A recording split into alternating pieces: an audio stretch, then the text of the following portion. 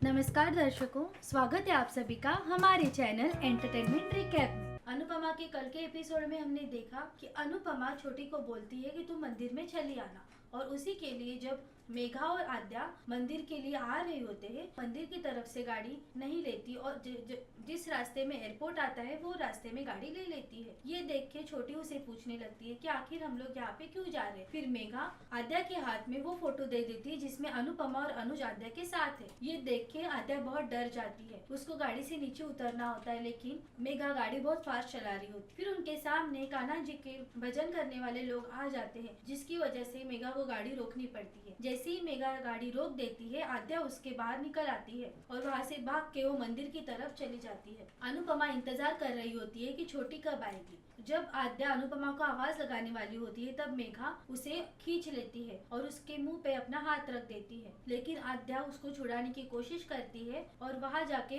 अनुपमा को जोर से आवाज दे देती है। फिर अनुपमा उसके पीछे पीछे चलने लगती है, लेकिन मेघा आद्या को खींच के वापस कार की तरफ लेके आती है और कार चालू करने ही वाली होती है कि अनुपमा सामने आ जाती है और अनुपमा उसे रोक लेती है। अनुज सोचता रहता है कि आखिर अनुपमा कहाँ चली गई है, और वो सभी को पूछता है कि आपने अनुपमा को कहीं देखा है क्या। फिर उसके बाद हम देखेंगे कि मेघा पत्थर उठा लेती है और कहती है, मैं तुम्हें पत्थर मार दूंगी, तुम यहाँ से चली जाओ। लेकिन अनुपमा नहीं सुनती है। अनुपमा मेघा को समझाती है कि ये आपकी बेटी प्रिया नहीं है, ये मेरी बेटी है, इसका नाम आद्या है, आप इसे मुझे वापस दे दो। लेकिन मेघा उसकी बात सुनती ही नहीं है और अनुपमा नीचे गिर जाती है। एक तरफ से अनुपमा आद्या को खींच रही होती है और दूसरी तरफ से मेघा। अनुपमा को दिखाई देता है कि आद्या को कितना दर्द हो रहा है, इसीलिए आद्या का वो हाथ छोड़ देती है। और फिर मेघा आद्या को कहती है कि देखो, ये तुम्हारी माँ नहीं है, इसने तुम्हारा हाथ छोड़ दिया, वो तुम्हारे लिए लड़ ही नहीं पाई। फिर अनुपमा कहती है कि मुझे दिखाई दे रहा है कि मेरी बेटी को कितना दर्द हो रहा है, तो मैं उसे दर्द कैसे होने देती, इसीलिए मैंने उसका हाथ छोड़ दिया, ये मेरी बेटी है।